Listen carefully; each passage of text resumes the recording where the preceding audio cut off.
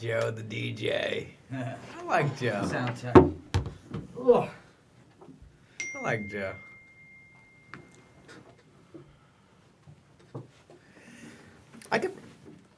I could chew on this, right? We ready? Yeah, you're ready. All right, and we're live. Yeah. What's going on, everybody? Stan the Man here. I'm joined by Dennis the Menace Bermudez. What's going on, Dennis? Another day, another dollar in paradise here in Long Island. It's getting cold now.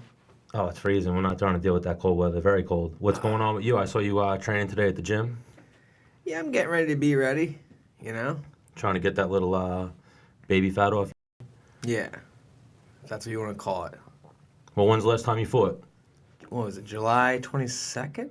I'm not sure. I'll have to think. check them. July 22nd? You don't know the last time you fought? I have so many fights. So, me and Dennis are going to start a new show. We're basically going to interview a bunch of fighters and try to get you guys some behind the scenes. We're going to be joined in a little bit by Karl Reed. He's one of Wonder Boy's training partners. You familiar with Karl Reed at all? I'm not.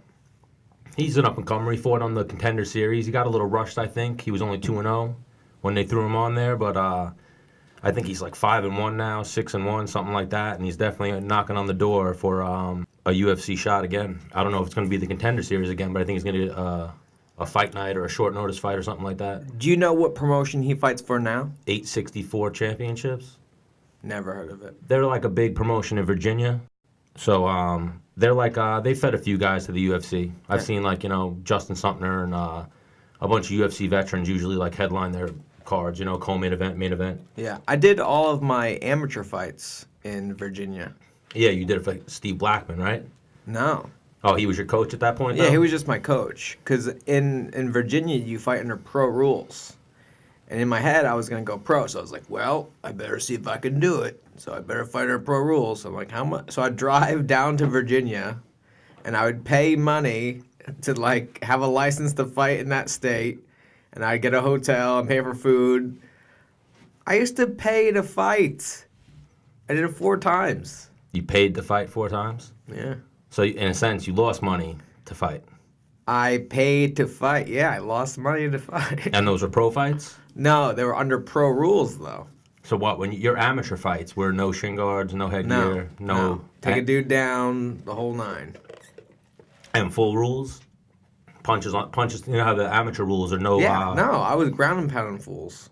Yeah, so head strikes. Yeah, the whole 9. Yeah. Like, I remember my second fight, I got kneed in the mouth, and I couldn't feel my 2 front teeth for like 4 days. I was like, oh no, hopefully these things come back to life, because I don't have insurance. Oh, so you had no insurance at that time? Well, that's hearsay. I worked for UPS.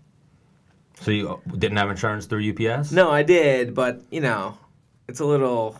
A gray area? I think-ish. There might be a gray area. Oh, there. if you're fighting. Well, they don't cover dental. Yeah. Yeah. Oh, we got a little call coming in now. Looks like Karl Reed's ready to talk to us, so let's take this. Karl.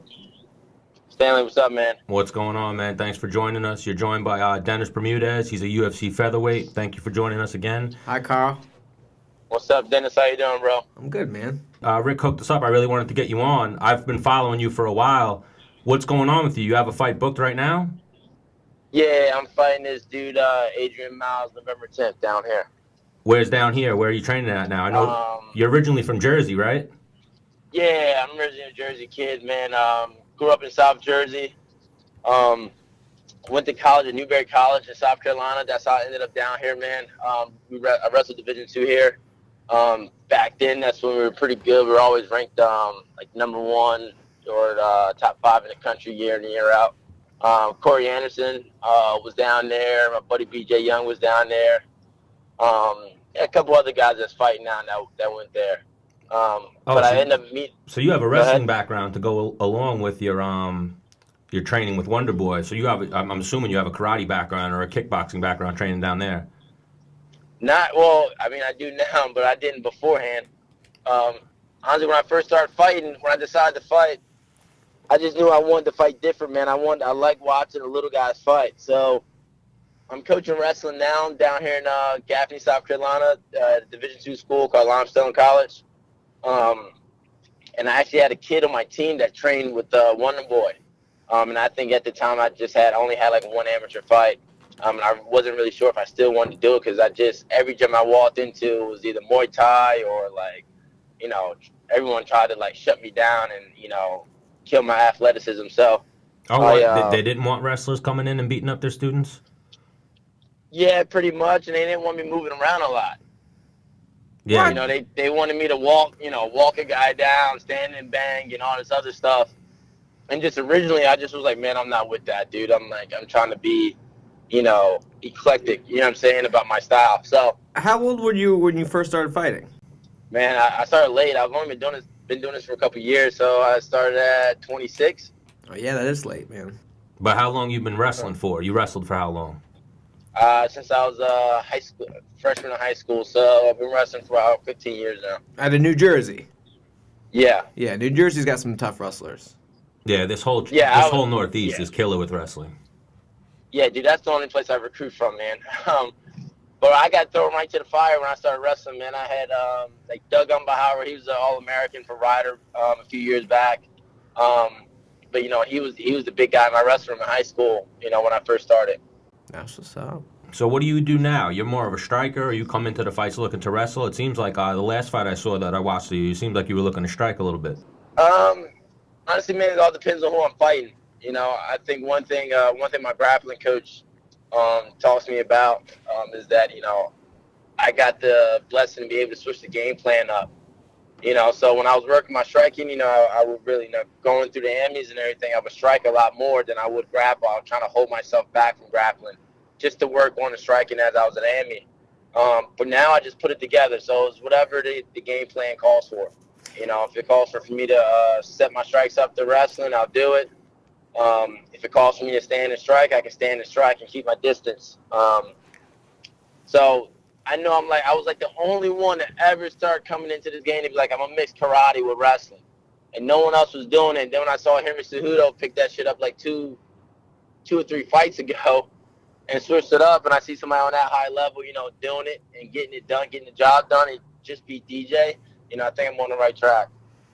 Yeah, you're talking about not having such a square stance, creating more of an angle, right? So Karl, how many knockouts do you have? I think like 3 or 4.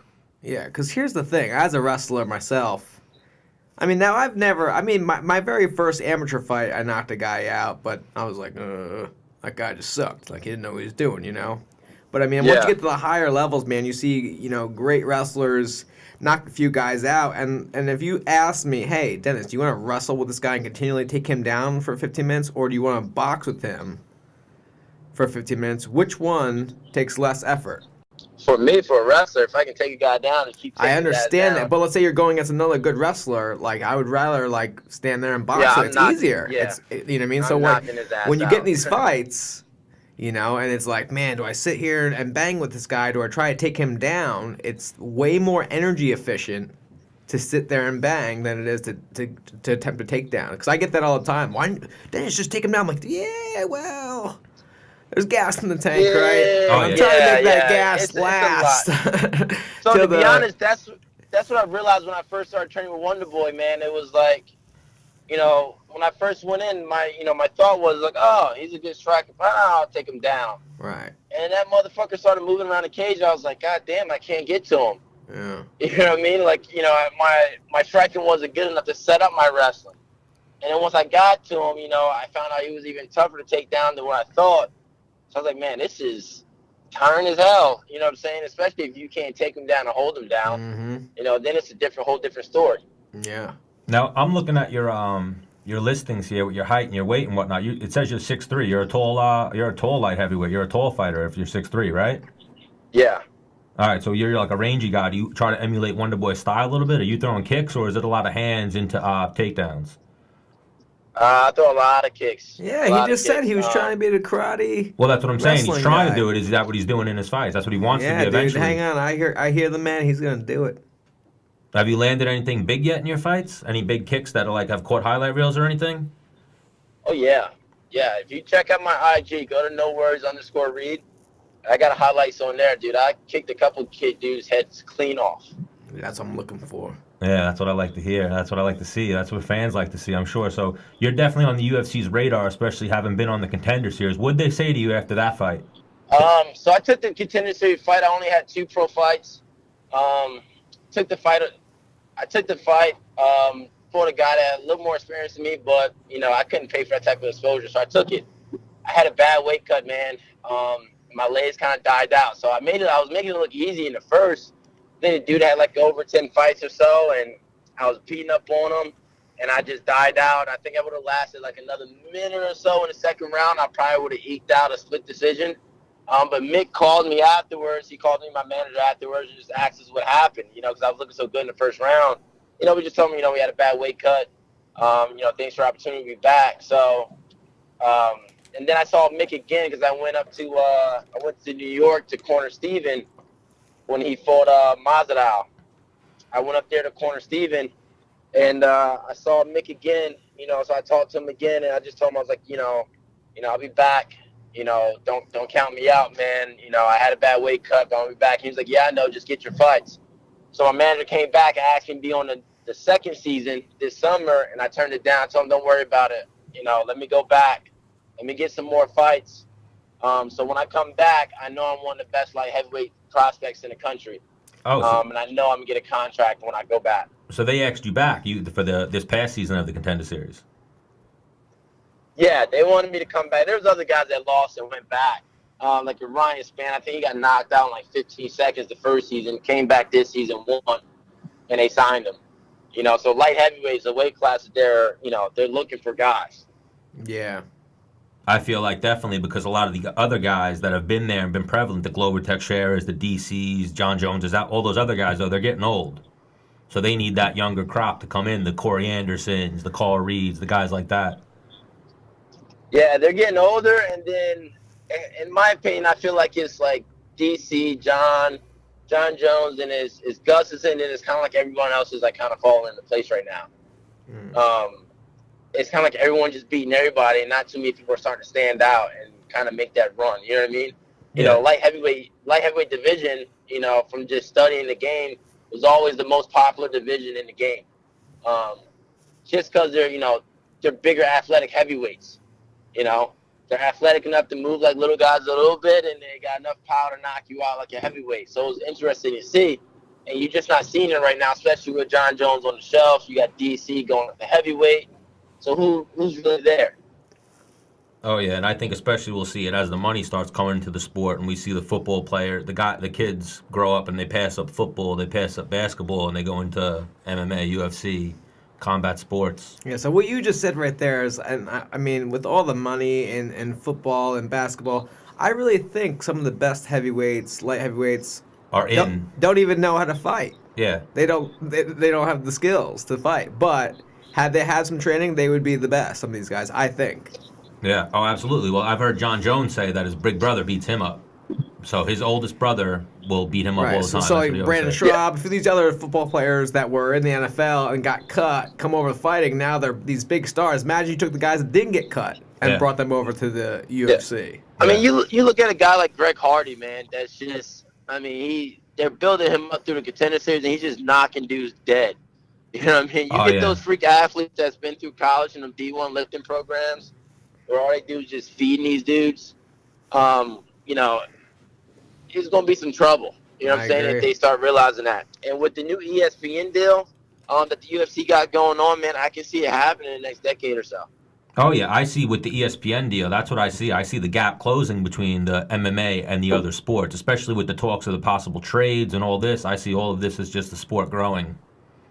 So more coverage, more fights, bigger fights, all that. I think Conor McGregor, even losing to Khabib, was a little bit of the passing of the torch. I think Khabib started with like 4 million followers when that fight happened. Now he's got like 15. Yeah, he's got a ton. Yeah, like he blew up. No, I think he might. Yeah, he's got like 10 million followers now. Yeah, you get the rub. Crazy. The Menace got like 27,000. Blowing up. Woo! All right, so we want to thank you for joining us, Carl. Who are you fighting again? Let us know one more time. Fighting Adrian Miles. I think he's out of Mississippi. I'm fighting him at 864 fighting championships here in South Carolina. And what do you think? You think this is the fight that gets you back to the UFC, or you think 2 or 3 more? All depends on what we want to do between me and Rick. I honestly, I'm looking at the UFC, so I'm thinking this fight, it's time to go see the gatekeeper. This dude's like 16 and 11. I was just going to say, looking at him, he's definitely solid. He's got a lot of fights, so he's definitely a gatekeeper type of guy.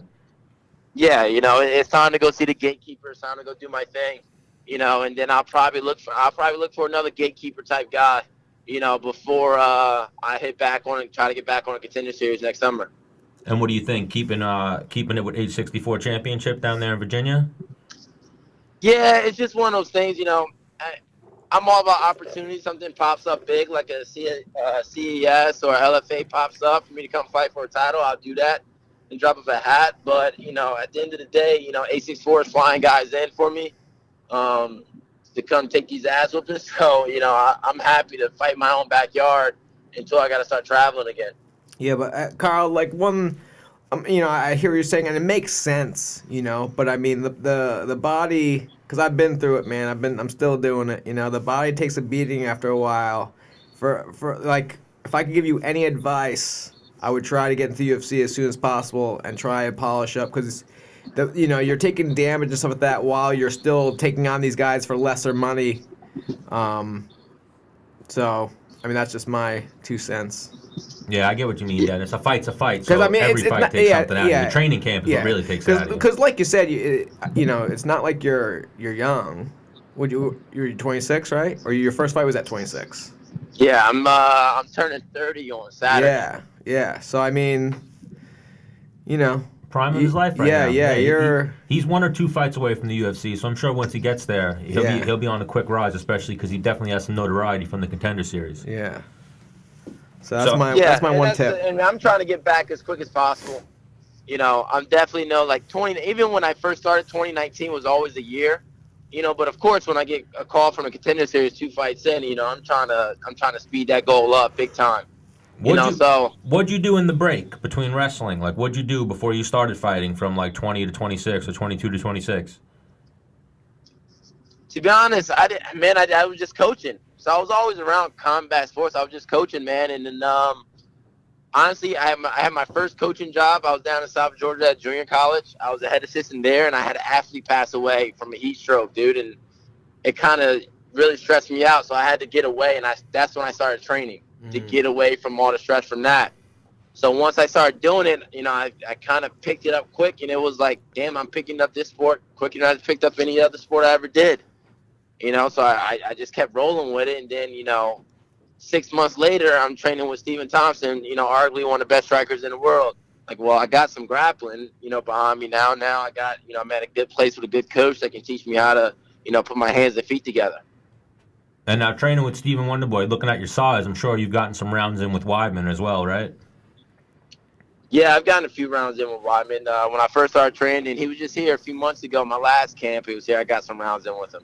How'd those go? Those were a good gauge for you to see kind of where you're at, I'm sure. Yeah, man, those are always, going with guys like Weidman, like I've trained with Rashad Evans. I've gone up to New York and went to Henzo's and, trained with Corey, trained with Vellante and training with those guys, man, and seeing that I can hold my own and get the best of them sometimes, it boosts my confidence, what I'm saying? So I know I can fight on the level, if I'm just presented with the right opportunity at the right time.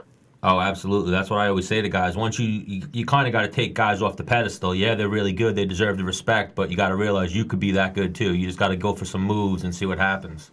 Yeah, I mean, after my first pro fight, that's when I went up to Henzo's.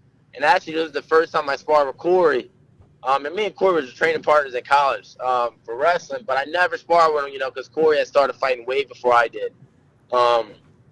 But the first time me and him ever sparred, I told him, hey, man, I got different style, blah, blah. We were just talking trash back and forth like typical wrestlers, and I pieced him up a little bit the first time we ever sparred. And you got Mark Henry and Ricardo Almeida in there yelling at Corey. Corey told him, hey, man, this is my boy, he's pretty good. Now, don't get me wrong, I took some lickings from Corey too, a couple rounds later. But ever since then, it's been that day kind of boosts my confidence, you know what I mean? And then I turn around, I spar Vellante, do well with him, then I knew, I'm like, okay, I can, that was my confidence really high. That was one fight into my pro career. I was like, all right, I can do this. Oh yeah, that's what you got to do. You got to go with some of the guys at that level, and then it just get one thing, land a jab or something, and it just gives you confidence to start working some more techniques, and then you believe that you can actually do it, and that's what you need in the gym. So yeah, 100%, man. I try to get the Corey at least once or twice a year, especially like once wrestling season's over for my guys. Oh yeah, and those guys are killers over there. Dennis, any other advice you can offer someone like Karl as he's on the come up? I mean, he's got it all figured out. I think he's training with the right guys. He's I mean, I guess, hey, get after that way earlier, my dude, right? You said that's what screwed you up in the Contender Series. So, I mean, that's always one of my things, man. It's not like, as soon as I get a fight, it's not like, I gotta fight this guy. It's like, I gotta lose. I gotta cut that weight. I gotta lose 25 pounds. Like, fuck, 30 pounds. Like, damn it, man. Oh, I'm yeah, not the trying, weight cut's like, never fun. It's never the, like, oh, I'm fighting this guy. Like, oh, he's tough. It's always like, damn, I gotta fight my damn self to get this damn weight off. What do you... honestly, after that, man, I switched it up, dude. I got a meal prep company to help me out, and I got these guys down here called the Fight Doctors that handles my weight cut now. Because after the Contender Series, the next fight, I had another bad weight cut. After that, I switched everything up, so my weight cuts are good now. What are you usually walking at? Usually around like 235, 240. Oh, it's like the same as you, Stan. Yeah, but I'm not. I'm a lightweight. I'm just the overbloated lightweight. A little welterweight. I'm sure this guy's tremendous compared to me. So, but thank you for joining us, Karl. Me and Dennis appreciate it. We'll get you back on after you beat this guy in November. And anything you want to say right now, let people know your Instagram, your social media, anybody you want to shout out, go ahead, the floor is yours. All right, man, appreciate it, guys, man. Thanks for having me on. Just, you guys can follow me at NoWords_Reed on IG, man, and just keep following, man. I'm coming up real quick. All right, thank you again for joining us, Karl. I appreciate it. All right, man, appreciate it. Woo! That was Karl Reed, ladies and gentlemen. Yep, Karl Reed, we appreciate him for joining us. We're going to hopefully get Dominick Reyes on in a few minutes. But, yeah, man, another up-and-coming wrestler.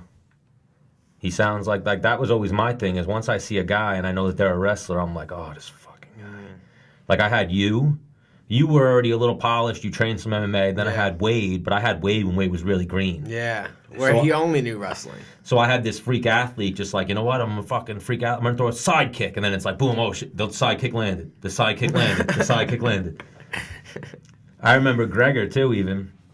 When Gregor first started training, Gregor was like hesitant at first. And then Depot was like, you know what, I would go with Gregor and I would submit him. And then I went with Gregor and Depot was like, don't do anything.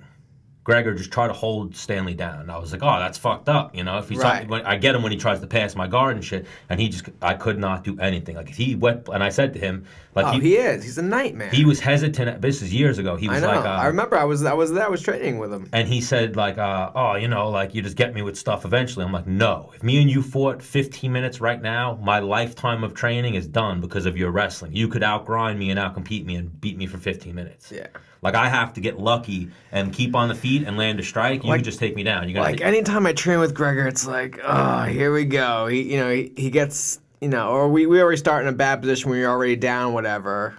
It's and a he dog just, fight. He gets your back, and then, like, it takes me at least 4 minutes to get him off my back. If I get him off my back for that round. Oh, yeah, it's crazy, too, like, what we have. Like, you, Chris, Quinta, Gregor, all these guys around that size that can just kill each other, have tough rounds. Nightmare rounds. Then LaFleur somehow gets put in there like, dude, you're way bigger than me. Like, no, I'm not. I'm not that much bigger. That's the worst round of my life. Like, yes, you are. Well, it's funny, like, when we get Ryan on, we'll talk about, like, I've never won, I don't know if you ever have, probably get mauled every round. I've never won a round against Ryan, ever. Never even come close to submitting him. I've had moves. And even if they were close, I've been like, I'm just gonna have to give up on this because I have to put him to sleep. Like, he's not gonna tap. Yeah, I may have beat him in a round in my life because we're going back 6 years now. 6 years of training. And then he's talked to, like, mutual friends of ours, and he said, like, they'll be like, how's Stanley? And he'll be like, oh, still never beat me. He's never going to beat me. Yeah, that's probably true. But the thing is like, I might get Ryan when I'm a little heavier, and he's closer down in weight, and he's, it's his broken down a little. Yeah, it's a second training session. Like, he should probably be taking the day off. Oh, my God. But I'm like, not today. One time he hurt his wrist on my head. He punched me in the head with we were doing like light sparring, timing with 4-ounce gloves, and he kept kicking me with the body because I was crowding myself, and then he punched me in the top of the head and started shaking out his wrist, and he was like, "Oh, I think I'm done." I was like, "Oh, thank God." And in my head though, that was my good. You hurt me. In my head, that was you my hurt one, yourself on me. That was my one Yeah. victory. Yeah. So I got that one on him. That one time you headbutted Ryan Flair's fist. Yeah, man. With your head. Not fun, especially like.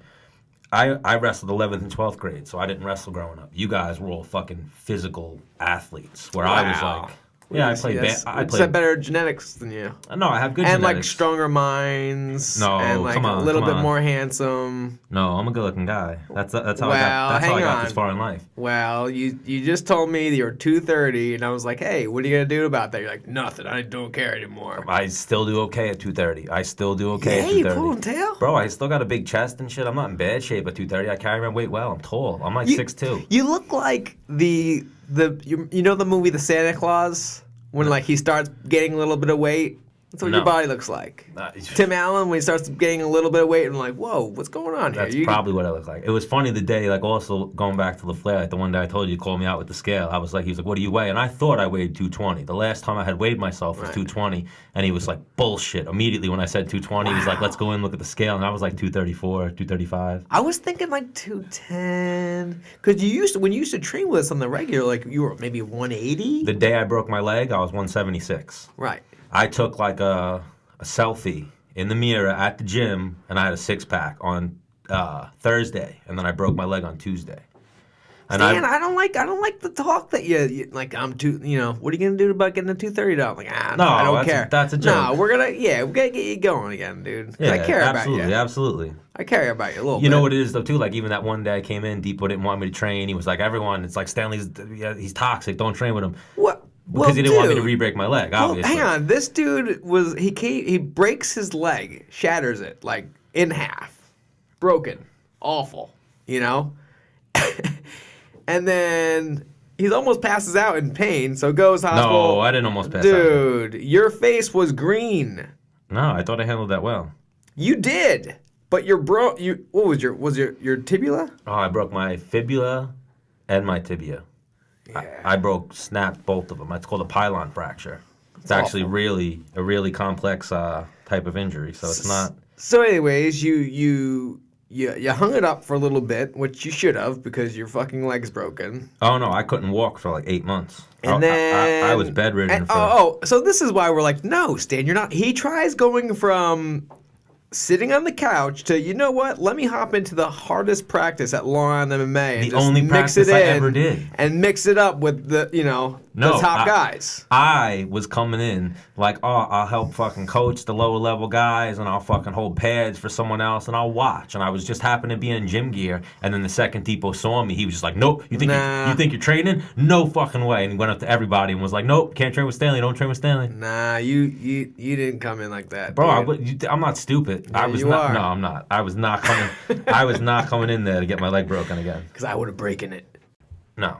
And a lot of people might break it, that's how I feel now. Like, that's why I'm not coming back to hard training. Yeah, so don't. Just take the regular classes. I don't know. With the Joe Schmoes. If anything, I got to just drill with my friends that are good. I got to go with good people because I can't go with the Joe Schmoes. Why? The competitiveness. They're going to try to hurt me, and then I'm going to have to try to hurt them. And then So hurt them and win. I'm going to hurt feel myself. Good.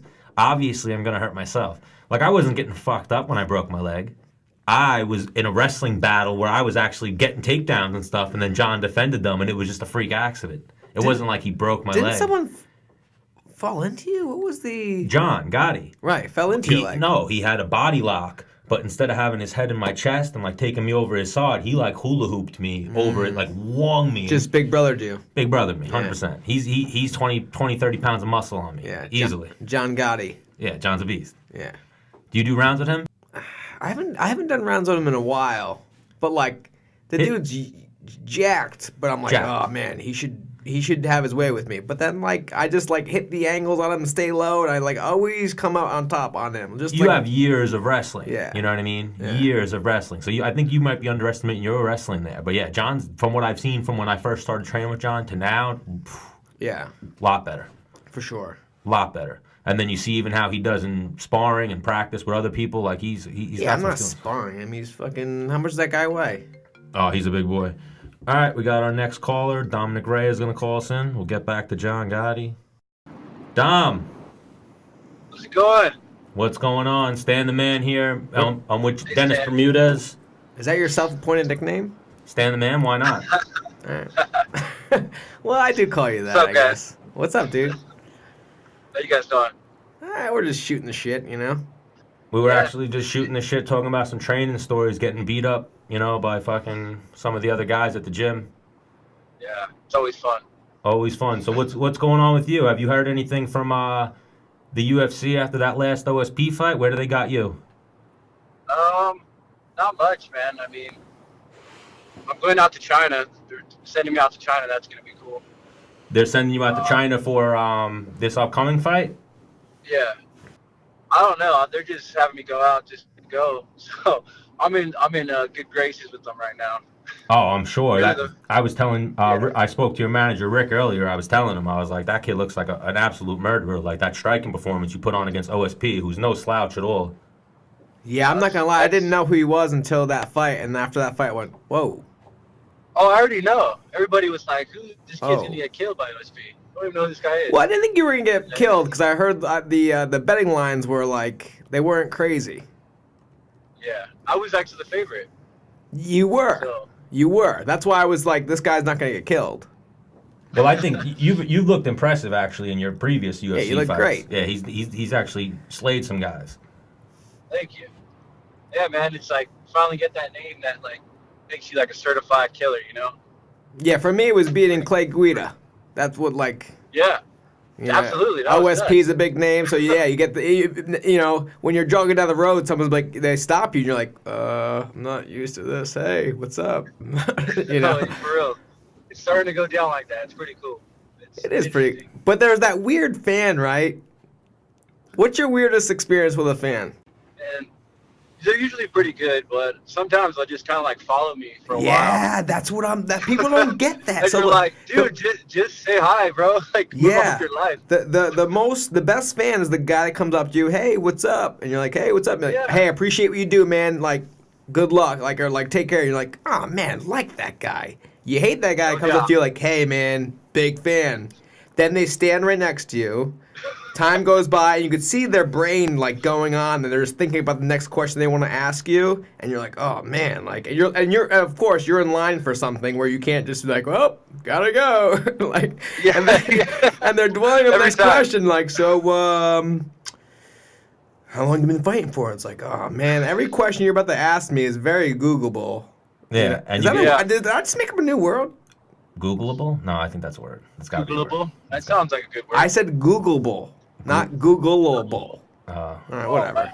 So now, Back to you. you were saying you're going to China. I was confused. I thought you were going to maybe Brunswick to see this Ozdemir No. versus Smith fight. They're sending you to China just for a vacation, I guess. Yeah. So what happened? I'm pumped about that. Oh, absolutely. Because Curtis is fighting it. Me and Curtis are pretty close. Curtis Blades. So they're having me go out, support, and then do some PR. They have you as a guest fighter. Yes. Yeah, that's amazing. They put you up, you get per diem. Yeah, it's dope. You fucking shake hands with people. It's like, Shake some hands, kiss some yeah, babies. well, no, it's Yeah, all the man. perks of a fight week without first actually time having here. to scrap and get punched in the face. Yeah, see, That's like the best. Yeah. Well, you don't get as big as money though as when you fight. Yeah, but something. You still It's get But something. free flight, you Get get to to see the enjoy it world. Yeah, instead you of get to being see the stressed out. world. Yeah. Yeah, for sure, man. Yeah, it's definitely very cool. So now, like I was saying, they're sending you to China for no reason. I was thinking this fight, you're watching this Ozdemir versus Anthony Smith fight closely, right? I'm watching. There's like 4 light heavyweight fights. I'm watching all of them, man. I mean, I'm a fan of fighting too, so it's pretty cool to see guys in my division fighting, plus good fights in general. I'm always fights, man. So you consider yourself a student of the game? You stay active? You watch a lot of fights? Yeah. I mean, you gotta always know what's happening out there. How you gonna know what to evolve in or know what to defend? Like, people pick one, like, the flavor of the month, and everybody wants to try to do that. Mm. And I noticed that in gyms. And then, so you kind of know what people are thinking, and then you kind of get a consensus on what's going on. So now, where are you training at now? I know you were in Long Island for a little bit. That's where we're actually based out of. So that was one of the things that caught my eye when I saw you fight. And they were talking about how you were an IT guy. You went to Stony Brook University. That's right by us. Where are you training out now? I'm in California. I train with Dan Henderson and Joe Stevenson. And I also go to Team Elevation in Colorado. Oh, yeah, I know. I've met Stevenson before. I believe Dennis might have met him, knows him. He's been out by us before. He trained with Lauro and a bunch of our guys with Gamma Labs brought him out that one time. Yeah, they say growing up in New York makes you tough, or like in the Northeast makes you tough because it gets cold and stuff like that. But then they say you're stupid if you stay. Is that what they say? I guess. Well, hang on. He's in California where it's warm all year round, nice weather, good-looking girls. Like, I mean, we're the idiots here. Like, it's freezing right now, right? That's what we open the podcast with. It's fucking cold, right? Well, did you grow up? You grew up in New York, Dom? No, I grew up in California. Ah, shit. Yeah, he grew up here. Full scholarship out there. He just came here for college. Well, he didn't stay. But I spent 5 years there. Yeah, and I did not stay. And then he was smart. He knew what was up, and he got out. It's time to go. Me and you were the idiots, and we're stuck here. Dude, it's 80 degrees here right now. I don't even want to look at it. Me and Dennis are still wearing our sweaters, our jackets. Yeah, I got my freaking sick vest on, dude. Oh, man, I don't miss that. I don't. So what did you do when you were in Long Island? Did you train at all when you were here? No, I was a football player, so I mean that's a full-time job in itself. Oh, so you're another one like our previous. We were just speaking to Karl Reed. You started late, or when did you get started in the game? Well, I started MMA when I was 23. Okay. And that was 2013. Oh, so like 5 years now. You wrestle, grow up? You have any kind of combat sports? Yeah, background? I grew up wrestling. I haven't stopped playing sports my whole life. There's not been like a 6-month period where I wasn't like training for a sport, whether it was baseball, football, track and field, wrestling. It's always been like my whole life has been sports. Oh, so yeah, you're an athlete. Like you consider yourself definitely a guy who can definitely mix it up and do a lot of things. He's one of those guys like, hey, you want to play like a backyard game? He's like amazing at it. You're like, dude, go fucking go get out of here. Oh yeah, he definitely seems like he's that guy. Definitely seems like that. A lot of that. So now, I'm good at a lot of different things. First throwing cornhole goes through the fucking hole. You're like, dude, get the fuck out of here. You don't play this every day? You don't play this every day? It's like, no, man, I haven't played since last summer. Fuck off. How do you score, bro? How do you score that game? What's up? Did I win? Yeah, I don't Did I break it? Oh shit. So now, are you getting on the mat with Dan Henderson, or is he coaching you? What's going on there? He's just. Dude, I'm sparring with him, bro. He's crazy. Oh my God, that's like just every time he throws a right hand, you probably have flashes of just so many knockouts. He hit me with a clean H-bomb one time. Pretty fucking clean. Did you die? And I lived, so wow. I'm confident in anything now. So. And that's why he's in the top 10 of the UFC. Yeah. Got it. Yeah. If you're sparring, like he hit me, and I was like, dude, you just fucking H-bombed me. That's so sick. And he looked at me like I was a lunatic. As he has blood running out of his nose. I mean, what is he now? He's got to be like 47? I don't even know. 50? I just know he's very aggressive. He's still getting on the mat and sparring, top 10 guys. Where do they have you ranked? Yeah. Where do they got you ranked now? I'm number 6. Oh, they popped you right up to number 6, yeah, because OSP was number up there. 6. Yeah, it makes sense. Yeah, he was number 7 at the time. I was number 12, I believe. Now, how did OSP smell? Because hang on. This is gonna sound crazy. I drove in an Uber with him. We were doing some I don't know, PR stuff, or I don't know. And he smelled amazing. The cologne this man had on was high level. High level. I mean, it was a pleasant experience. I don't remember anything bad about it. Yeah, this guy stinks or anything. Did he land anything clean on you? Or anything that, did he ever have you in trouble in that fight? Not that I saw. No. Yeah, he flashed me one time.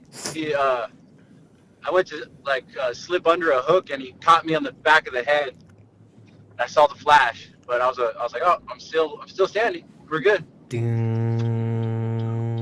Oh yeah, I'm sure that flash probably with the H-bomb as well. Well, it's the flash. It's like you play football, you do anything, you get hit, you see that flash, and you're like, I'm good.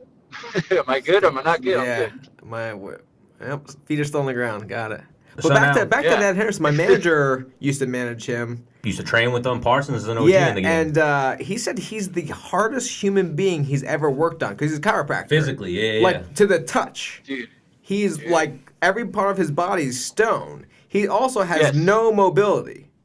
Yeah, Like he looks his- like he has very little mobility. So hang on, which I think it goes a long ways with not getting injured. Dan Henderson has never pulled out of a fight because he's got injured training. He only moves as much as he has to. He Well, does no, very he little. only well his like Well, Dan's been doing peak performance for a long time. right. He hasn't done a lot of the heavy beat on yourself stuff. For pretty much the majority of his career has been peak performance. I think that has a lot to do with it. Right. But yeah, and I also believe that he's so rigid, probably has a lot to do with it too. Right. Where if you needed his knee to go to his nose, it just his body wouldn't allow it. He's that tight. Yeah. Yeah. But he's super explosive. Right. And Right. aggressive, Well, I'm telling you. he's everything's tight on him, ready to rock and roll. He's like a rubber band. Were you always out there? And where? With Yeah, Dan? training with Dan? Well, I just this last fight is the first time I started training with Dan and Sam Alvey and Tarek Safardine, the guys over at Team Quest. They've been great, man. They've been really cool. Who's that girl that they have as well? They have that one really, really pretty girl. Oh, yeah. I forgot her name. I feel bad. I feel bad too. That's why my name is blank. I'm actually a fan of her. She fights good. Ashley Yoder. The monkey, right? Yeah, Ashley Yoder. Spider Yoder. Yeah, Yes. yeah, yeah. She's solid. She's solid. She's a badass. That girl. She's been working with Joe a lot too. So She's like a chick who puts her mouthpiece in and like No, yeah, she is. she'll she's slug it out. tough, dude. She's tough. And she's similar She's to like Gregor. really standoffish Yeah. right away. How is sparring? Really. Are you getting really to spar tough. with Sam Alvey as well? How are those rounds Yeah. going? How's sparring great with a round, spider man. monkey? How is that? The spider monkey? Yeah, you and her ever get some rounds? No. All right. Well, I try to throw a I'm joke in 6'4", there. dude. I'm a little big. Yeah, I know that's that. tough. That's like sometimes I remember one time Sermonara asked me to train with Caitlin. Yeah. And I was like, what the fuck am I Nah, going to do I'm this? good. Because she fights at 125. And then he was like, be Liz Carmouche. And I was like, all right, I'll fucking ragdoll the shit out of this girl right now.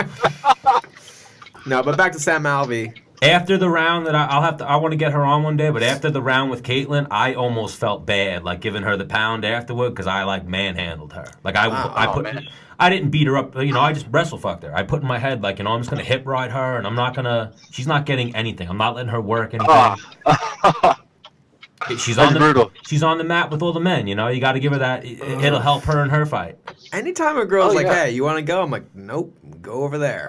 I'm not going to be the odd man out. I'll go with whoever. You don't know. No, I'm doing bag work. I've gone with Sarah a bunch of times too. Like we have like a 5'10" chick at the gym. I've gone with her a bunch of times. She gets fucked up. Now on the other end of I guess the only spectrum- chick I would ever go with is like Gabby Garcia. Yeah. Oh my god. Hang on. Well, hang on. Whoa, Hear me whoa. out. Hear me out. Because I'm good, I'm in. I walked into a room one time and Cyborg was in there, and I looked at my manager. I go, listen, I'm not sparring with her. I'm not doing anything with her. Like I'm not. I don't want to do it. Well, no, because the thing is, like, you beat her up like you beat up a girl, but if you don't, Oh, I'll bet. it's a lose-lose. She's probably got bad. you by 10 pounds. You're gonna throw out a jab, and she's gonna fling a right hand, right hook combination at you. Dude, like, and then what do I gotta go? Okay, like, game on, like, fucking. Me and Cyborg, me and this chick are Now, fighting here to the comes death. my overhand. That's not gonna happen. And she eats it. She's like, like she smiles, like a little bit of blood, like, yeah, that's what you got, sweetheart. Spits her mouthpiece out. Like, oh, Oh yeah, yeah, like I don't need this anymore.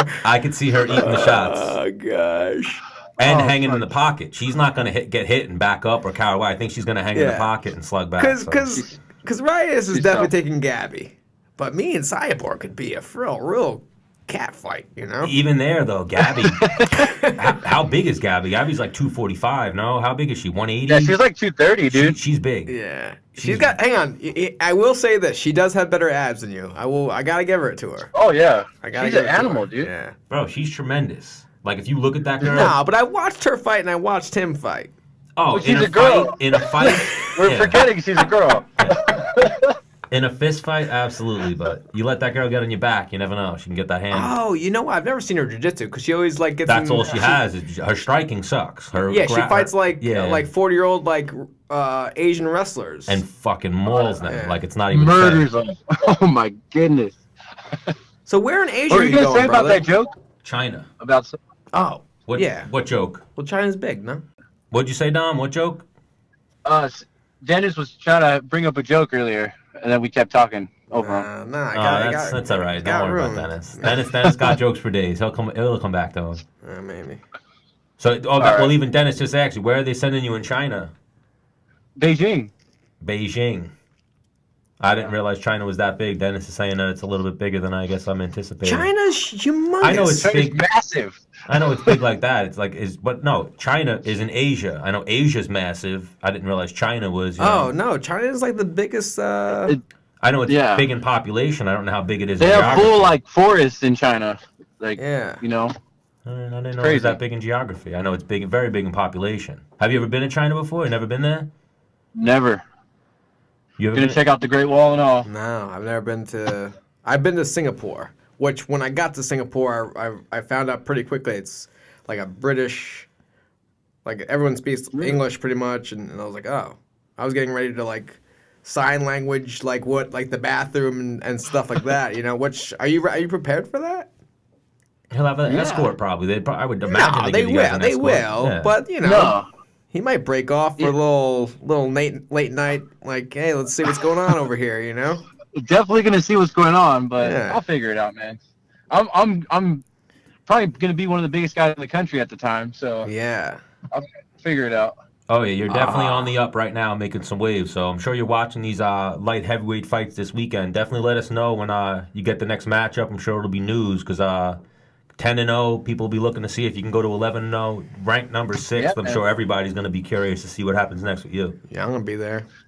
This is the fun part, man. Front row, hammer drunk. And even you watched that fight, right, Dennis? You saw that OSP fight. Yeah. Like you got some skills, Yeah. like the combinations and the footwork. Like Yeah. He was. Oh yeah. Thank you. You were moving like a TJ Dillashaw or Dominick Cruz style of fighter. Like it was footwork and angles as opposed to just plodding forward and playing rock'em sock'em robots. That's been my my focus. My entire training has been to fight like a smaller fighter, like a lightweight. That's always been my motto: fight like a lightweight. Oh, and I'm sure it's going to pick up, especially trying to dodge that H-bomb, cutting the angles and just keeping your head on a swivel. Definitely, freaking Dan. It's a good time with him. All right, well, we appreciate you for joining us, Dom. Any advice you can give Dom, Dennis, being a veteran in the game? Hey, man, on the you got come up anything- in the UFC? No, man. I appreciate it. He's on the path, man. He's on the path. I'm gonna call him up like next month. Like, hey, got a few questions. How'd you get to this? Appreciate it, man. All right, well, thank you again for joining us, Dom. Let people know where they can find you on Instagram, Twitter, social media, anything like that. Follow me on Instagram on Dom Reyes 24 and Twitter at Dom Reyes. All right, we about it, appreciate you. And definitely next time, we'll get you on again in the future. We'll get a little more into Long Island, talk about what you did when you were here, and hopefully you have a fight booked by then, and we'll talk about who's actually going to kick next. All right, guys. Have a great day. You too. Thank you for joining us Peace, again, bro. Dom. Peace. Good times, tan lines right there. Yeah, he sounds like a good dude, Dom. I feel like we had a couple belly laughs there together. Who, you and Dom? Yeah, and then you were trying to come in like, oh, hey. Oh, Let's so get to business. So you and Dom Reyes were bonding, and I Yeah, jumped we're in like, oh, no, back to business, guys. What are you doing? It's debatable if, it's up for debate whether we're best friends now or not. You got enough friends, bro. You got enough friends. You jealous? No, I'm all right. No, you're acting real peanut butter and jealous over there. No, I'm good. You looking through your little phone, trying to find new friends. What are you on? There's a Bumble for friends, right? Is there really? Yeah. No, there's not. I swear. Oh, these fucks. I had an idea for that one time, and I told this girl that I was hanging out with, and she told me that it was $1 million idea, but I never followed on it. I told her I was going to come up with an app called Wingman, where you Okay. find a guy who wants to go out with the same goals as you, or you find a friend who wants to go out with the same goals as you. I guess Bumble fucking did it. Well, Bumble was like just to meet real friends, like not to go out, meet a friend, and then go like bang hookers together. I'm not talking about meeting a sociopath and banging hookers, Dennis. I'm talking about, I want to go out fucking to a club. I got 2 tickets, and nobody's going to use the fucking extra ticket. All right, here's where I got it, Yeah, oof, that's a tough one. Yeah, like I always have opportunities like that. I'd rather take a random person than have to pick. Because whenever I don't even like posting things. Whenever I have a random ticket, like I mentioned to you earlier, I probably have a random ticket next week. Right. I don't want to mention that online because then I have 10 people to choose from, 5 people to choose from. Who the fuck do you choose? Do you make it a competition between your friends? Like, no, I'm not taking you, I'm taking you. No, I think you choose who you like the best. I just impulse decision, give it under the table. Like, I'm like, all right. And then I'll even second guess myself. Like, fuck, why'd I give the tickets to Dennis? I could just give it to my fucking brother or something, Huh. Yeah, I just try to avoid it, But anyway, Bumble already made the app, so. Bumble made the app to find a friend.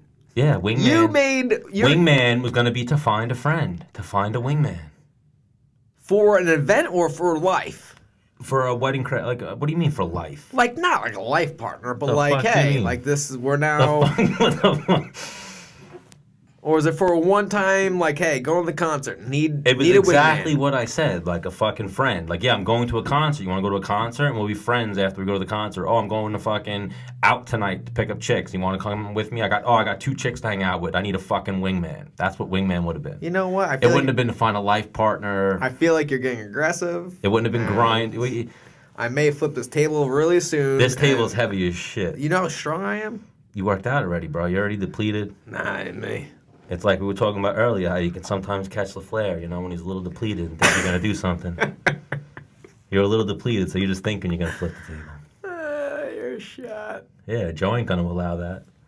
Do we have any more guests? Yeah, we're going to shoot the shit for a little bit. We'll talk a little MMA, and then we're hopefully we're waiting to see if Jared's going to join us, but we'll hit up Phil Baroni and see what's going on with him. He's about to bare-knuckle fight Chris Lieben.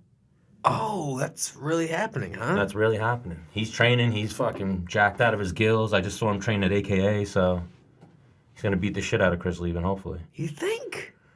No, maybe, but, it's going to... Who wants the bare-knuckle box? You both lose in that one. One shot landed, and you both got bruises. So, my buddy Johnny Bedford, I could call him right now. Oh, well, we mentioned that. We'll start practicing. Okay. No, we said, we'll go small and then we'll get bigger. Yeah, for sure. So Johnny Bedford, I think he's got the title for whatever weight class in the bare knuckle boxing. He's fighting bare knuckle. Yeah, he's bitten. I know he's fought twice, and I think they're on pay-per-view now. Yeah, they're definitely getting covered. We'll definitely do a bare knuckle boxing episode one day in the future. But even today, like I said, we'll start working and we'll link it up to where we get our guests more lined up. But today, possibly Frank Mir, Tito Ortiz. We'll get endless guests coming up in the future. Robert Whitaker. I know Rob. And then we'll get Dennis to just open up his phone and hit a few people up and be like, yo, you punched me. Even the guys that you fought. I want to interview Jeremy Stevens. Were you and him cool after the fight? After the fight, no. And then, Oh, so you and Jeremy Stevens are not cool. Well, no. After the fight, no. And then he was, I think, at Madison Square Garden. I was getting ready for a fight, and he was just in the vicinity of me. He was like, "Hey, man, you want a beer?" And I was like, "No, man, I got a fight coming up." But in my head, I was like, "That was nice of you to offer me." He's like, "Nah, man, come on." And I was like, "No, man, I got a fight coming up." I was like, "Well, no water then. I'm gonna get you a water." I was like, "All right." Came down, and he was mad cool. Yeah, I think you get a bond after you fight someone. No? Did you find that? Sure. Yeah. I mean, we sat down, and he was sitting right next to me, and he told me that was the toughest fight he had ever had. And I was like, this dude's fought a lot of people. Oh, yeah, that was a tough fight for him. You were landing some good shots. I thought, you were I think I was going through Instagram, a couple months ago or whatever, and that highlight came up. And I was like, oh, damn, it was like that, huh? Just back and forth. Vicious dogfight. He threw some heaters that, if they caught me, I would have died. Well, he did get me eventually. Oh, my God. But I didn't die, And then I threw a lot, too, that, just missed him as well, you know? Brian, Chris, Lauro, when you guys, people that I've trained with for years, and I know personally, when you guys go out and you guys fight, it's like, oh, it sucks to even watch you guys fight. When you guys fight someone like Jeremy Stevens, that's when it's like, oh, God, this is a scary matchup. Because it's any second. Right. Jeremy Stevens throws bombs. Every punch is to hurt you. He throws flying knees to hurt you, Yeah. And then that was one of those fights where you got dropped 2 or 3 times and just kept coming forward. And then even the shots you landed, you had him bloodied up. You rocked him at one point, which was I think the first round even, you had him rocked. Well, I had taken him down, and I had his back, and I had an arm trapped, and I was like, pop, pop, pop, pop. I hit him 40 times. Even on the feet, I'm saying. On the feet at one point. I remember you rocked him, and I saw his eyes go wide, and I was like, oh, shit, Dennis, please, just take him down, Dennis. Because then, if you charge at him, he's just going to throw haymakers. Because I remember the first round, we we got to exchange, and I, level changed. I came up, threw some punches, and we were on the cage, and he was bleeding on me. I was like, oh, I cut him. And Yeah, I was like, hell yeah. Because usually when I hit people, I don't cut them, And then after further review, I watched the replay. I think there was we hit heads. Yeah, and a I was little bit of a headbutt opened it up. That sucks. It happens. I thought my fist did that, like with the padding and all. Like maybe it did. Did you watch the exact replay? It showed the exact replay. I watched it and we level changed into each other. It was unfortunate. Have you ever been cut in a fight? Like bad? What was the worst cut you had? After the Matt Grice fight. I can't remember really ever seeing too much blood on you. You usually take the punches well. Going in the back and the stitches with him. We both went in the back together and got stitched up. Like sitting next to each other. Yeah. Yeah. And what'd you have? This one? Yeah, in the corner of my eye. I got the... From a punch? Headbutt? I don't know. I mean, there was a lot of... That's another fight that there was just a lot of just limbs. Yeah, that fight was ridiculous. Swinging at the head, you know? That fight was ridiculous. You guys definitely suffered some brain damage in that one. So let's talk some MMA news. What do you think about the trades? Did you hear about the trades? Do you even follow shit? You don't even really follow fighting. Nope. What they might trade Demetrius Johnson to ONE FC for Ben Askren. Wow. Yeah. You didn't hear that at all? You didn't see that at all? That's like on every MMA page. I'm like the worst MMA fan. Like, if you're my buddy and you do MMA, like, that's why I see what you're doing MMA-wise. But I don't go onto forums, really. I go into one forum. I'm drawing a blank on what forum I go into. It's like an app. What's the app? And it's like a really... I've seen you liking the Tap Nap Snap stuff. It's a really touchy... well, that's because you're my homie and you run it. Yeah, every now and then helping, showing some support. Yeah. Reddit. Every once in a while I go on the Reddit forum. To get your MMA news from Reddit? Well, it's, it's frowned upon what I do. So I go in there, I drop off some things of mine. Like, hey guys, this is kind of what I'm doing. Have a gander at it. But like, if they write something, you don't respond back to them, they'll be like, what? He's just coming in here just dropping stuff off. Like, that's not how this community works. And then somebody else will chime in like, hey, man, it's pretty cool that he even comes in here. And what? You have to go in there and do like a Q&A? Well, it's like a cult kind of, right? Would you say? It's a little bit like of a... And what now? Reddit? I'm not too familiar with Reddit. I've read threads every now and then. I don't familiar. So Reddit is like... It's a community, and it's like they don't want you going there and using them. So for example, I've done it once. Well, I didn't do it personally. Like my social media guy did it. Like he'd go in there and drop some things and then just bounce. They want it's like they want you to be part of the community. If they're gonna support you. Dennis up. What do you just change your voice? Who's a social media guy? Dude, fuck off. Who are you talking about? I had this young kid at the gym doing my YouTube and stuff at one point. I thought you talking about people don't know Bobby on this. We're doing a podcast here, dude. Radio show, podcast, whatever you want to call it. People know Bobby. The world, our listeners are going to know Bobby. Who's going to listen to a show with you and me? People we know. Okay. Yeah, they'll know Bobby. We can shout Bobby out. Well, listen, I'm trying to go beyond the people that we know, all right? Oh, we'll get there. You ninny. We'll get there. What's that? How many minutes you have left? Oh, 7? Yeah. That's what we were going for. No, 25. 6 Oh. to 8. Yeah. Oh, what are you, stupid? You can't read? You can't? I don't read sign language. I don't know what it's talking about. I thought it was 7 too. All right, good, because I'm looking to get out of it. 7 minutes. Sounds good. But anyways, so in Reddit, it's a community, man. Like you gotta just be involved. I mean, that's the best way to put it, And so I've heard of some MMA fighters getting on Reddit and being involved, and they get just a ton of support and stuff like that. But it's tough though, because it's very new for me to. And I'll go in there once a month and try and catch up on a bunch of things. Messages, or I'll just go through and just look at oh, this is going on MMA. I'll give it a like, just so they see that I'm active on there, because prior to doing that recently, I haven't been on there for a year. What, on Reddit? Yeah. You haven't followed any MMA news in a year, other than just the people you know? Correct. Yeah. And you don't watch any fighting at all? Well, I watch the fighting, but I mean, that's if... Hang on, I also unless it's a humongous card where everybody I know is going to be seeing it, and I almost can't get away from it unless I lock myself in my basement. I see those, but if I'm super bored, I'll watch a fight, you know. But like I'm not rushing home right now. Like whoa, dude, like so and so's fighting right now. I have to see it. Would you fight in Asia? Why don't you ask the UFC to trade you? Would you be open to that, fighting in one championship if the money was right? Or would you not even care? You'd rather fight in America? I think I'd rather fight in America. Because hear me out. I have to fly my corners. Unless ONE FC is paying for all my corners to fly over there and their extra room. Yeah. How much is a flight to Asia?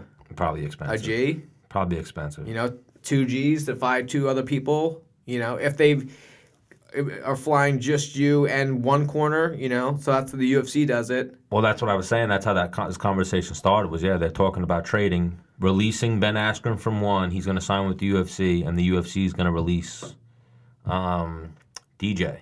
And so now the reason why there's somewhat truth to this is because Matt Hume is DJ's coach, and Matt Hume is the matchmaker for ONE Championship. So there's actually like legs to the whole story, and there's actually truth to it. Like Ariel Helwani posted it, and then people were like, "Oh, it was kind of almost like, is this April Fool's? Like, what? This sounds fucking crazy. A trade in MMA?" But nah, there's a possibility to it. Ben Askren has been trolling the UFC like welterweight division all day. You didn't see that? Well, no, but I have seen him troll the UFC in general. You know, like now he's Dana White will come out and say like Ben Askren will never fight for the UFC. He's boring, and then Ben will get on and be like, well, here's what I gotta say about you and your flunkies, and like he'll go to town. He's funny. He's very clever. I was saying to some of the people I talked to always about MMA in like a group chat, I said people don't really realize Ben Askren's like the Chael Sonnen, but he is a better record. Like he's actually really clever. He's intelligent. He's witty. Yes. So he posted like he asked what's his name if he wanted to go on a losing streak. Darren Till. He said, "Are you interested in going in a losing streak?" I think he hit up a whole bunch of people. So Darren Till responded to him with like, "Who the fuck are you? You know, you're a hillbilly. I had one loss. You thinking you're gonna come over here and ruin everyone? Trust me, I'll knock your curly head off, hillbilly." He was feuding with Alan Jouban. He told Alan Jouban, you know, you're 1-2 in your last 3 fights. Go back to modeling. Oof. Jorge Masvidal started writing to him. What did he write? He wrote to Masvidal. I mean, he told to Masvidal, "You haven't won a fight since January 2017, which isn't that long ago. If you had any shred of self-awareness, you would realize it would be an honor for you to share the cage with me." And that was in response to Jorge Masvidal telling him, "Beg me, you little slut." And just like a little slut whore, your day is coming. So Jorge Masvidal went a little graphic. And then he had some words with Mike Perry. And he told Mike Perry, "Well, I appreciate you being the only one with courage, Mike, but let's be real, you suck. You know you're not going to get the shot." And that was after Mike Perry saying, you know... So he just went off today, He went off today. And that's after Mike Perry said, "I was waiting to beat up Cowboy, but I threw my name. But first..." I don't know what the fuck Mike Perry wrote. He writes like fucking... "I was waiting to beat Cowboy Cerrone first, but I threw my name out there on Insta, said I see him saying nobody is saying anything, so let it be known Ben Askren gonna need some aspirin if he get my name on the contract with him. That wrestling shit don't scare me, bitch." So he ain't afraid of the wrestler. Well, the thing is Askren he's very, very far from your traditional wrestling. His name in college was the Funk Master. Yeah, he's got some weird shit. Like, dude, like You watched him wrestle live. Oh, hang on. You guys wrestled at the same time? He was a little bit older than I was, but I would see him and I'd be like, dude, this guy How old are you now? is 31. Yeah. I think he's like 33, 34. So yeah, he's a little so I've seen his, you know, and then he went on to win a world title. Like, the dude is an animal. And I watched him transition in MMA, and I was like, well, your wrestling style isn't gonna work in MMA, dude. You know. And I watched him literally walk at people like a zombie. Somehow, as soon as his hands touches them, they're done. Yeah. If his hand touches you, he's going to take you down, and you're not going to get up. Well, even that's like, I know now he's with Rufu Sport. When I lived in Florida and I was training like at the top team and around gyms in Florida in like 2007, 2008, I remember hearing about Ben Askren when he was first coming in the game, like when Woodley was first coming into the game and all these guys, and like Askren was the guy. Like he was talked about as being like, oh, he's the best grappler. He just walks on the mat and he's already a fucking brown belt, black belt, you know.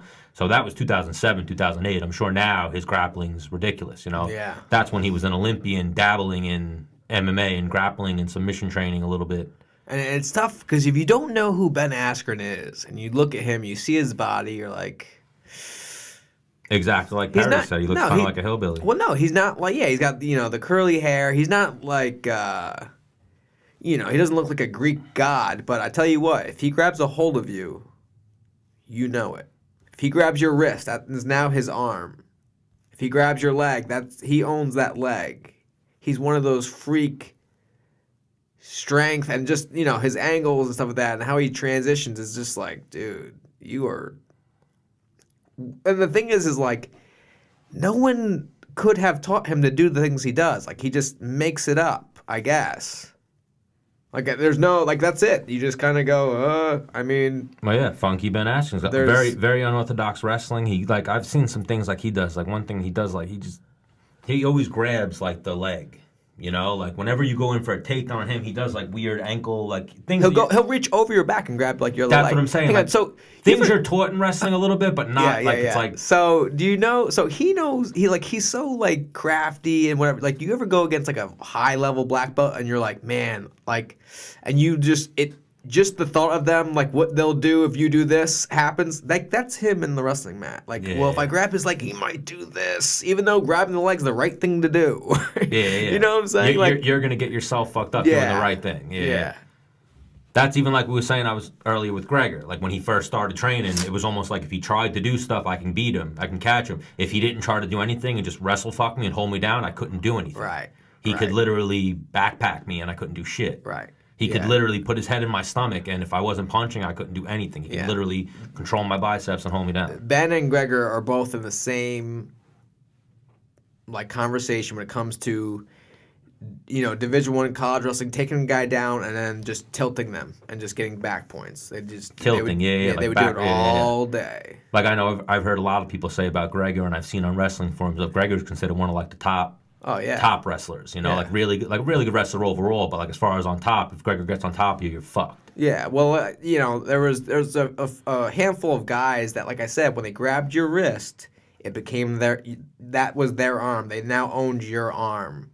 Gregor was one of those guys. He grabbed your wrist and pulled it across to the other hip, and he was very good at doing it very quickly, where you couldn't like be like, oh, crap. Like once he got your left wrist to your far right hip, that was it. He would just tilt you, come back over, tilt you again. I watched him as a freshman because me and Gregor are the same age. So as a freshman, I was watching Gregor win these tournaments where I was like, wow, like who is this guy? Even though I kind of know who he was because we were both from New York. Mm-hmm. But just freak. And what's crazy about Gregor is, I've had many stories about Gregor. He used to be having, obviously, alcohol problems in college. Like, he used to be all fucked up, and he would still, I can wrestle. He won a national tournament on drugs. Yeah. Like one of his friends I always talk to, the kid Ryan Lang? Yeah. I talked to Ryan Lang, and Ryan Lang would tell me, like him too, another kid who was wound up in drugs and alcohol. So he, took second in the national tournament and was, a two-time All-American. Right. And considered an underachiever, and it was like, dude, why'd you underachieve? He's like, I don't even remember college. I was fucking high, Which breaks my heart kind of because I tried so hard and I tried doing all the right things. Like I wouldn't drink, I didn't smoke weed. Like I went to class, I would do I tried my hardest on all the sprints. Like I try to win every go. I do extra pull-ups, push-ups. You know what I mean? And then Gregor would open his eyes and what? Like I remember Lang told me one time, he was like, watch the match. And I watched him versus Darian Caldwell, who's now a badass. Yeah. And you see him just getting fucked up. And he's getting out wrestled and he's just basing out, trying not to get turned. I think he gets turned at one point. He's down 8-3 or something. They have a break in the match. He's from that, he's basically, I was all fucked up. I kind of didn't even know where I was. I came to when I fixed my headgear. And then he's you see him fix his headgear and then squint over. And then he just fucking lat drops him, fucking pins him, and then gets up I won. I'm on to the fucking next round. You know what I mean? It was literally he clicked in and was oh no, I got to do the move now. I gotta pull my head out of my ass, stop being drunk. I remember watching some of Gregor's matches. Gregor was probably I gotta do the move now. I gotta shoot this double and get this kid down. Well, Gregor, I think, was always very neurotic. Yeah, OCD. Yeah. Very, very goal. Yeah. He's able to set himself on something. Yeah, I think he was more. I don't know. I forget what his drug of choice was, but I think he was more on a high, not not knowing where he was and stuff. I think he was just I think he was so hot, he was overly focused. Mm-hmm. You know? Yeah. Very, once he got focused on something, I feel like he was just, that was it. Right. You know? Right. And wrestling was just, like, easy peasy for him. Like, that's what Lang said. Lang was like, I do it since I was 5 years old. So it's like my back pocket, you know, at all times. All right, so, I mean, we could wrap up. What do you want to try to call Phil? It seems like, I don't know if sometimes do emails text messages not go through in this building? It's been pretty good so far. It seems like my messages aren't going through. Give him a call. If not, I'll we'll give end him it a on. call You know, and we'll see end it what's right going there. on. Like I You said- have reached the voicemail box. Oh, his phone might be off. There you go. Why don't we leave him a voicemail? Can you leave him a voicemail on the... What am I going to say? Phil, you That's how we should sign off. Like, hey, Phil, you reached the... What's the name of our show? I don't know. Well, we call it the Tap Nap Snap Show. I figured we call right. it... That'll be who's producing it. We'll put it out there, and then we'll call it Menace and the Man. All right. Or you don't like that? No. Yeah, Menace and the Man. That's what we'll go with. Menace and the Man. All right. I mean, it's pretty organic because it's the first thing that came to our head, you know? Yeah, I feel like it rolled off the tongue. Yeah. So it works out. So we'll call Phil. Like, hey, this is, I'll be like, this is the Menace. You'd be like, this is the Man, and you just missed our show. Yeah, and then even at the beginning, you just said, like, We'll get you next time. You said, like, you gave yourself a nickname. Everyone calls me Stan the Man. My nickname is Stan the Man. Like, that's what they call me. Bringing everyone that says, like, oh, what's your last name? And I go, oh, it's long, just call me Stanley. 99% of the time, they go, all right, Stan the Man. All right, I'm going to call you Stan the Man. Well, yeah, because everybody's a loser. It rhymes. No, hang on. It's easy. Hang on. When I meet people, I don't tell them, hey, I'm Dennis. I tell them I'm Dennis the Menace. Do you want me to make 'Cause they'll the never goal with this forget show, how to get people to properly pronounce my name? That's, it's a difficult one to pronounce. Oh, God. Hang on. I never see your last name. Yeah, you probably don't even know it. Scarzanelli or something like that? Exactly. You don't even know it. It's Zarnecki. Zarnecki. Zarnecki. Zarnecki. But if you just read it on paper, you're like, what the fuck is this? Is that Polish, Jewish? Polish. I am 50% Italian, 25% Irish, 25% Polish. Because when I look at it, it just looks...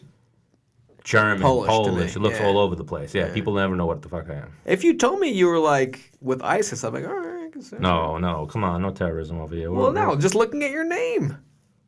Just looking at my name. All right, well, we tried. We had a bunch of guests lined up. Scheduling's always tough. Thursday night, we're gonna have to see about our time slot, but we'll figure it out in the future. Thursday. Yeah, we were gonna have LaFleur, Wade, Gregor, Frank Mir, a bunch of people, and everyone's teaching classes. So next week we're gonna try to get Tito Ortiz, a bunch of other guys. I don't even know the lineup yet, but we'll definitely get people on, and we'll let them. I don't even know. Like, people were saying, oh, you got to promote the show. I don't even give a shit about promotion. You just got to do the content and then upload it. Any chance we can get your mom to call in? My mom? Yeah. Yeah, why? What do you want to talk to her about? I don't know. You just said she's crazy. I would love to pick her brain. Oh, no, she's a good lady. I'm saying crazy. Like, my mom's, I don't even know, neurotic. My mom's, like, into celebrities. She reads E-Weekly and Star. Yeah, we should sell her that I'm, like the way really famous. The way you say something and you do whatever, my mom will relate it to a celebrity. She'll be like, oh, yeah, Kim Kardashian eats those chips. You know, my mom's like one of those ladies. So Oh, wow. she's into celebrities and she watches Housewives and all that. She's like a real housewife of Long Island.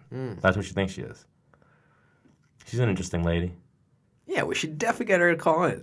One day we got to get No-brainer. Yeah, but we'll stick with the fighters and stuff. All right. And eventually next week maybe we'll get some video. We'll get some callers coming in. So we'll try to take some fan calls and whatnot. We'll see about getting our live stream and everything set up. Oi, oi. Yeah, we'll send people to Menace Tube. We'll get Menace Tube up and running. Yeah, that's a real thing if you didn't know. Yeah, maybe Joe. Joe might be your guy. Joe might be your guy. There's people everywhere, bro. People that can edit video and help with all types of recordings and everything. For sure. Well, me and Menace are in the mix. Let's call Phil and then let's get the fuck out of here. Yeah, there's Long Island in them. Let's get the fuck out of here. You have reached the voicemail box of 70269. Yo, Phil, you missed the Menace. And Stan the Man. What's going on? We were trying to get you on the show. Hopefully we'll get you next week. I miss you. Miss you too. XOXO. I hope that creeps him out a little bit. No. Oh, your number's gonna come up, right? Yeah. No, it'll creep him out. But he's fucking crazy, so. We still got time, too, for his fight. Yeah. Well, thank you for joining us. If you guys listened. And, Yeah, like, comment, and subscribe. like, comment, subscribe. Let people know how they can find you. Not that they're going to listen to the show and get this deep in, but Dude, fuck off. Let them know where they might be able to find you. Well, you can find me on Tinder. Just kidding. No. You can find me on Twitch at Menace Bermudez. You could also find me on Instagram at Menace Bermudez. You could also find me on Twitter at Menace Bermudez. You see what I did there? I used all Menace the Bermudez same, for everything? yeah, except for it'd be stupid if I had at Menace Bermudez for my fan page on Facebook. What do you mean? You can just go Ultimate Warrior and start calling yourself Menace. Well, it's Taken? Dennis the Menace Bermudez on Facebook. Yeah, people will find you. Yeah. People will find you. And we'll keep people updated. We'll let people get on your social medias and our YouTube fan page. And everybody go check out Tap Nap Snap. Oh, and the YouTube page is called MenaceTube. MenaceTube. Everyone knows MenaceTube. Do you get it? Do you see what I did there? Because it's on YouTube, but I'm the Menace, so MenaceTube. Yeah. That was like a light bulb over your head. Just sparks, right? Yeah, it just felt right. Just like the Menace and the Man show. Oh, yeah. And we're going to put this on MenaceTube. We're going to put this on Tap Nap Snap. Hope you guys enjoy. But even next week, like I said, even for today, that I had all these guests kind of reschedule on me, I'm all for pranking people. So maybe next week we're just going to prank people. Any chance we could prank your mom? We could prank my mom. Not right now. Next All right. week. My mom works. My mom's in, where the fuck is Dude, my mom? don't give away her...